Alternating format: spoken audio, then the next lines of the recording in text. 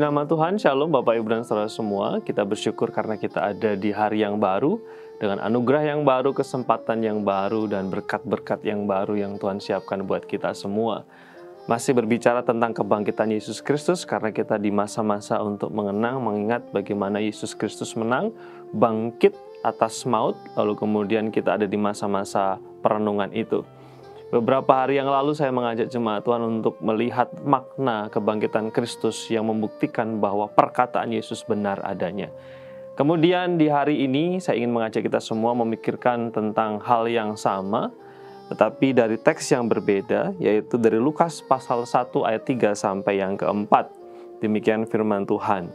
Karena itu, setelah aku menyelidiki segala peristiwa itu dengan seksama dari asal mulanya, aku mengambil keputusan untuk membukukannya dengan teratur bagimu, supaya engkau dapat mengetahui bahwa segala sesuatu yang diajarkan kepadamu sungguh benar.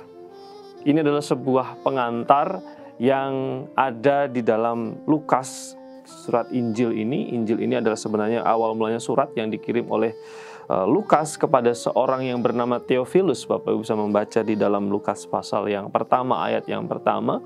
Dan banyak penafsir meyakini bahwa Theophilus itu ada yang mengatakan dia adalah seorang gubernur Romawi atau seorang senator di Antiokhia atau di Akaya.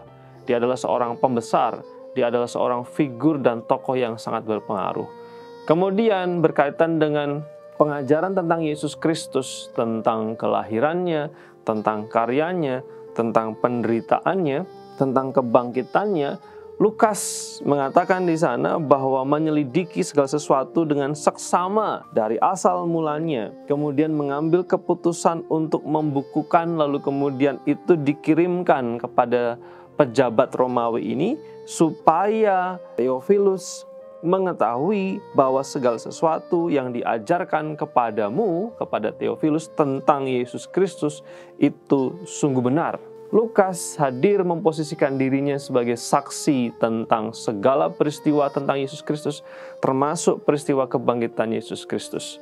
Lukas memposisikan dirinya sebagai saksi yang mengumpulkan berbagai macam data, informasi, keterangan, tentu saja diinspirasi oleh Roh Kudus, kemudian mengirimkan informasi itu kepada Theophilus.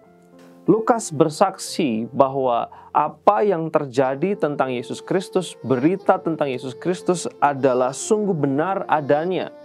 Firman Tuhan ini mengajarkan kepada kita bahwa kebangkitan Yesus Kristus itu, karena Yesus Kristus itu sungguh-sungguh bangkit, menjadi dasar bagi para murid untuk mengambil bagian, untuk terpanggil menceritakan itu kepada orang lain, menceritakan itu kepada orang yang belum pernah mendengar, menceritakan itu kepada orang yang masih ragu-ragu seperti Theophilus. Jadi kebangkitan Kristus menjadi dasar pemberitaan para murid. Kalau kita membaca di dalam kisah para rasul, bagaimana para murid Yesus berjuang membayar harga, bekerja keras, rela menderita, dianiaya demi satu berita. Yesus Kristus mati dan bangkit. Di dalam sejarah gereja ada orang-orang Kristen yang martir. Ada orang Kristen yang kehilangan nyawa. Ada orang Kristen yang sungguh-sungguh membayar harga demi satu berita yang sama. Yesus mati dan bangkit. Seorang penulis bernama Betsel Baxter dalam bukunya I Believe Because, dia mengatakan tentang kebangkitan Kristus dan bagaimana para murid menjadi saksi memberitakan Yesus Kristus. Dia mengatakan begini, mereka, ini para murid, kehilangan segalanya dengan menjadi orang Kristen. Tidak ada keuntungan duniawi yang signifikan. Namun, mereka akhirnya membayar dengan nyawa mereka untuk setia pada keyakinan bahwa Yesus adalah Kristus, Yesus adalah anak Allah yang ilahi, Yesus yang telah mati, Yesus yang telah dikuburkan, dan Yesus yang telah bangkit. Baxter menunjukkan bahwa orang percaya, para murid Yesus, membayar harga, mengorbankan segala sesuatu. Pertanyaannya, mengapa mereka rela kalau misalnya Yesus tidak sungguh-sungguh bangkit? Kalau saya dan saudara sekarang menjadi pengikut Kristus, mengapa saya setia? Mengapa saudara beribadah kalau Yesus tidak sungguh-sungguh bangkit? Kebangkitan Yesus menjadi dasar iman kita dan keyakinan kita, dan menjadi dasar pemberitaan tentang Injil. Kita berdoa. Bapa di surga, terima kasih untuk kasih karunia dan kemurahan Tuhan.